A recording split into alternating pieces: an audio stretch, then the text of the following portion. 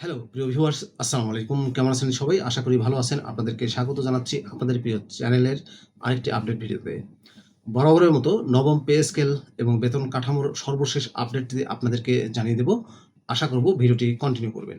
সরকারি চাকরিজীবীদের জন্য দীর্ঘ প্রতীক্ষিত সুখবর। অবশেষে কি বাস্তবায়ন হতে যাচ্ছে নবম পে স্কেল? কত টাকা বেতন বাড়ছে আপনার গ্রেডে?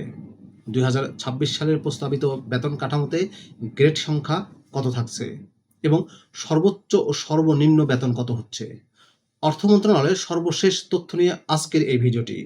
যারা নতুন পে স্কেল নিয়ে চিন্তিত ছিলেন তাদের জন্য আজকের এই আপডেটটি অত্যন্ত গুরুত্বপূর্ণ। শেষ পর্যন্ত সাথে থাকবেন। আসসালামু আলাইকুম। আশা করি সবাই ভালো আছেন। আপনারা জানেন যে দ্রব্যমূল্যের ঊর্ধ্বগতির আর মুদ্রাস্ফীতির কারণে সরকারি চাকরিজীবীদের জীবনযাত্রার ব্যয় এখন আকাশচুম্বী। দীর্ঘ ১১ বছর পর নবম পে স্কেল বাস্তবায়নের জোরালো পদক্ষেপ নিয়েছে বর্তমান সরকার। দ্য ডেইলি ক্যাম্পাস .com এ প্রকাশিত সর্বশেষ সংবাদ অনুযায়ী অর্থ মন্ত্রণালয় ইতিমধ্যে গ্রেড সংখ্যা ও সম্ভাব্য বাজেট নিয়ে কাজ শুরু করেছে। আজকের ভিডিওতে আমরা বিস্তারিত দেখব কোন গ্রেডের বেতন কত টাকা প্রস্তাব করা হয়েছে। প্রথমে আমরা জানব পে স্কেল বাস্তবায়নের পটভূমি ও বাজেট।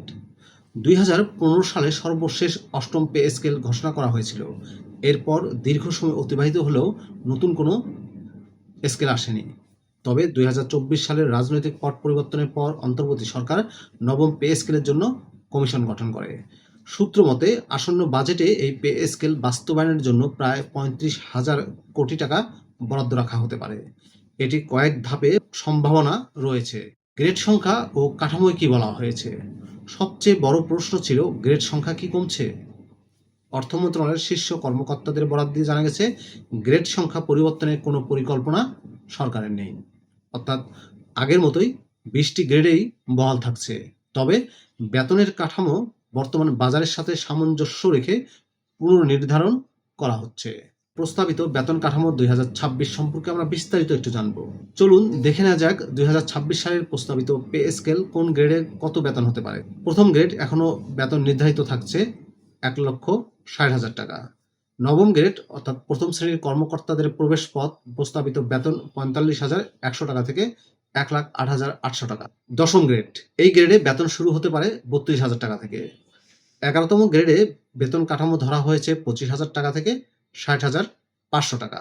২০তম গ্রেডে সর্বনিম্ন গ্রেড বেতন শুরু হতে পারে ২০,০০০ টাকা থেকে, যা বর্তমানে ৮,২৫০ টাকা ছিল। এই প্রস্তাবিত বেতন কাঠামো দেখা যাচ্ছে নিম্ন গ্রেডের কর্মীদের জীবনমান উন্নয়নের দিকে বিশেষ নজর দেওয়া হয়েছে। বেতন প্রায় দ্বিগুণ করার প্রস্তাব রাখা হয়েছে যাতে মুদ্রাস্ফীতির সাথে তারা তাল মেলাতে পারেন। তবে মনে রাখবেন, এটি একটি প্রস্তাবিত কাঠামো। চূড়ান্ত বাজেটে এবং সরকারি গ্যাজেট প্রকাশের পর এর সঠিক রূপটি আমরা জানতে পারব। এই নতুন বেতন কাঠামো নিয়ে আপনার ব্যক্তিগত মতামত থাকলে অবশ্যই আমাদেরকে জানাতে পারেন।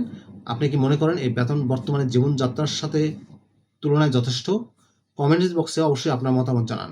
আর যদি আপনি আমাদের চ্যানেলে নতুন হয়ে থাকলেন তবে এমন শিক্ষা, ক্যারিয়ার বিষয়ক নিয়মিত আপডেট পেতে হলে চ্যানেলটি সাবস্ক্রাইব করে বেল আইকনটি বাজিয়ে দিন।